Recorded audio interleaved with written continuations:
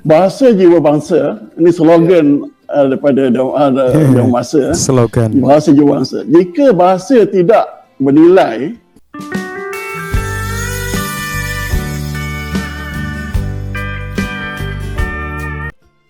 Assalamualaikum warahmatullahi wabarakatuh. Halo teman-teman, jumpa lagi di channel ini. Dan buat teman-teman yang nonton video ini, seperti biasanya saya harapkan mudah-mudahan teman-teman masih dalam kondisi sehat walafiat. Dan jangan lupa dukung channel ini dengan cara like juga subscribe. Oke, di kesempatan kali ini saya mau reaksi sebuah video dengan judul Pakar Malaysia Galau Bahasa Indonesia Kelas Utama, Bahasa Melayu Tak Ada Nilai Ekonomi.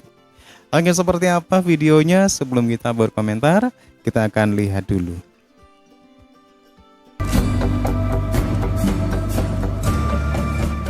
Inggeris itu adalah bahasa kelas pertama dan bahasa Melayu sebagai bahasa kelas kedua. Perkara yang sama tidak berlaku di negara jiran. Kebakuan bahasa Melayu Indonesia itu sudah meliputi dua dimensi, tata bahasa, structure dan dimensi penggunaan. Mereka selesa dengan saya kagum dengan Indonesia. Kagum dari segi jumlah penduduknya lebih kurang 200 dalam masa 70 tahun. ya, Membakukan struktur dan sebutan. Hai guys, jumpa lagi. Kali ini kita masih membahas bahasa Indonesia dan bahasa Melayu Malaysia. Sebenarnya ada keanehan yang luar biasa ketika Profesor Malaysia berusaha mengkampanyekan bahasa Melayu Malaysia sebagai bahasa dunia. Nyatanya bahasa Malaysia sama sekali tidak bermartabat.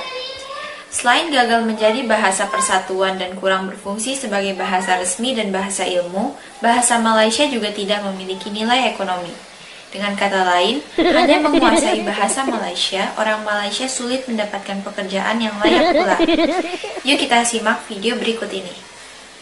yang saya dari pengamatan saya, salah satu sebab mengapa penghayatan kesedaran orang Melayu sendiri terhadap bahasa ini agak belum mencapai tahap yang memuaskan.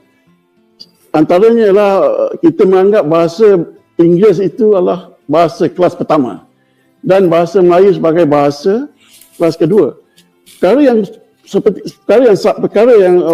yang sama tidak berlaku di negara jiran. Di negara jiran, bahasa Melayu adalah bahasa kelas pertama dan bahasa Inggeris atau bahasa Belanda, bahasa lain bawah tarafnya daripada bahasa Melayu.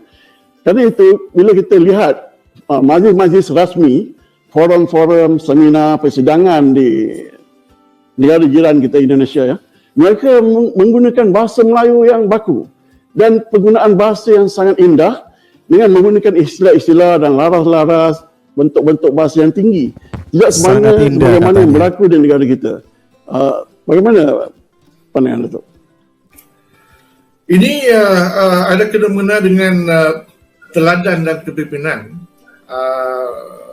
Kita melihat bahasa Melayu tidak ada nilai ekonomi. Kita melihat bahasa Melayu tidak ada nilai instrumental yang boleh digunakan dalam sektor-sektor pembangunan negara. Sebenarnya ia bergantung kepada sikap kita, bergantung kepada nilai yang kita letak kepada bahasa. Kita juga menganggap bahasa Melayu ini sebagai satu yang statik, yang beku, macam dinosaur. Sebenarnya yang dinosaur ini ialah kita, bukan bahasa Melayu. Kalau kita lihat bahasa Melayu adalah bahasa yang paling dinamik dalam dunia. Selama mungkin 2000 tahun lebih, bahasa Melayu telah meminjam kosakata dan perbandingan kata, ungkapan-ungkapan daripada bahasa-bahasa lain, daripada persekitaran, dan bahasa Melayu amat dinamis. Masalahnya ialah penutur bahasa Melayu sendiri yang menutup diri mereka, menutup sikap mereka dari perkembangan dinamisme bahasa Melayu. Kalau kita lihat kalau bahasa Melayu itu baku, maka kita tidak akan Anda tidak akan dengar bahasa Melayu sekarang ini. Jadi ini yang perlu kita katakan, selain daripada pengaruh-pengaruh Sanskrit, Tamil, Arab, Parsi, Portugis, Jepun, Inggeris dan sebagainya, bahasa Melayu juga mengambil bahasa Melayu di Malaysia juga mengambil kosakata daripada bahasa-bahasa rumpun yang lain. Ini orang Melayu tak tahu. Kita banyak mengambil daripada bahasa Jawa, bahasa Minangkabau, bahasa Iban. Walaupun orang Iban dia akan kata dia bukan Melayu. Ini soal politik. Tapi ethno-linguistik Iban ialah Melayu. Kalau banyak kosakata dalam bahasa Iban lah sama dengan bahasa Melayu. Jadi ini orang Melayu sendiri tidak tahu dan tidak terdidik dengan bahasa mereka. Jadi ini satu masalah besar. Dan juga dalam sektor ekonomi misalnya, kita membiarkan iklan dalam bahasa-bahasa lain. Kalau kita pergi Kuala Lumpur, bandar-bandar, kita dapat iklan bahasa lain. Apakah tidak boleh ada undang-undang untuk menghukum iklan yang tidak dibuat dalam bahasa Melayu? Ataupun mana-mana perutusan komersial juga dalam peraturan pentadbiran syarikat-syarikat misalnya. Oleh sebab pentadbiran syarikat tidak menggunakan peruntukan pelaksanaan bahasa Melayu, maka bahasa Melayu diabaikan. Laporan-laporan syarikat, minit mesyuarat, jikalau diwujudkan satu peruntukan dalam akta syarikat mengatakan bahawa minit mesyuarat perjalanan syarikat mesti diwujudkan dalam bahasa Melayu, kontrak misalnya dalam bahasa Melayu, segala iklan dalam bahasa Melayu, mau tak mau semua orang mesti belajar dalam bahasa Melayu. Bahasa jiwa bangsa, ini slogan daripada Dewan Masa. Slogan. Bahasa jiwa bangsa. Jika bahasa tidak bernilai, maka harganya sedemikian juga. Ini pandangan saudari penonton Suri Mahsuri. Apa pandangan Prof berkenaan dengan kenyataan atau tanggapan sedemikian? Bahasa jiwa bangsa tak mencerminkan bahasa Melayu. Yang siapa yang meletakkan bahasa itu tidak bernilai? Adakah orang lain? Dalam konteks bahasa Melayu, orang Melayu sendiri yang tidak meletakkan nilai kepada bahasanya. Orang Melayu sendiri ini ditegur daripada zaman Abdullah Munshi lagi. Hampir 200 tahun yang lalu, Abdullah Munshi telah menegur sikap orang Melayu terhadap bahasa Melayu. Bagaimana orang Melayu tidak mahu mempelajari bahasa Melayu, bagaimana orang Melayu membenci bahasa Melayu, bagaimana orang Melayu tidak mahu fasih dalam menulis dan bertutur dalam bahasa Melayu. Begitulah guys masalah besar yang dihadapi bahasa Malaysia karena bahasa ini kurang dihargai di negara Malaysia sendiri. Masalah lain adalah Malaysia sebenarnya masih gagal mengadakan pembakuan bahasa. Kita tahu setiap negeri di Malaysia memiliki dialek bahasa Melayu yang berbeda-beda dan setiap negeri bangga dengan dialek masing-masing. Hal itu juga menyulitkan pembakuan bahasa. Jangan heran jika kita seringkali sulit menangkap ucapan mereka. Ucapan yang jelas seperti bahasa Indonesia umumnya muncul dari orang-orang Malaysia keturunan Indonesia atau orang Malaysia yang pernah belajar di Indonesia. Yuk kita lanjut ya. Bahasa Melayu atau orang Melayu di semenanjung tanah Melayu saja. Saya tidak nampak ini sebagai satu masalah di pulau-pulau Melayu yang lain, negara-negara Melayu yang lain. Malah di Sabah dan Sarawak pun sikap, attitude mereka berbeza. Bukanlah geografi yang bertumpu kepada semenanjung tanah Melayu.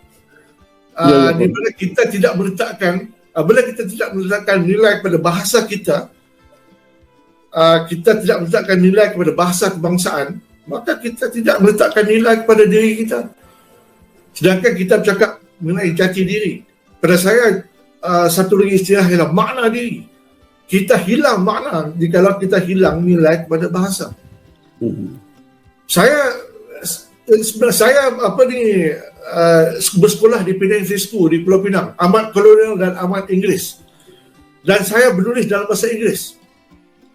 Ya, Pak. Tapi juga saya menulis dalam bahasa Melayu. Ya, Pak. Dan dalam menulis dalam bahasa Inggeris, saya menonjolkan dan memaparkan kepentingan bahasa Melayu. Jadi di sini kita mesti melihat bukan kemelayuan. Tata bahasa yang baku. Cuma sebutan baku tu kemungkinan agak ganjil. Bunyinya bagi dialek-dialek, variasi-variasi bahasa Melayu di rantau Nusantara ni. Pada pandangan saya lah, Prof. Ya. Bahasa baku yang konteks yang apa tu. Tata ya. bahasa dan sebutan lah. Mungkin ada sedikit ketak seragaman di situ.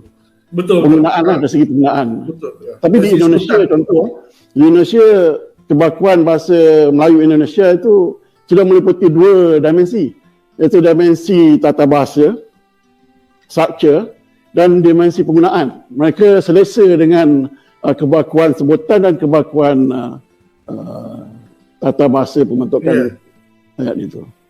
Dan Indonesia memang nampak satu perkara yang agak memang kekok lah untuk berbahasa baku. Ya, Profesor. Ya, Indonesia saya kagum dengan Indonesia. Kagum dari segi jumlah penduduknya lebih kurang 200 juta, 220 juta.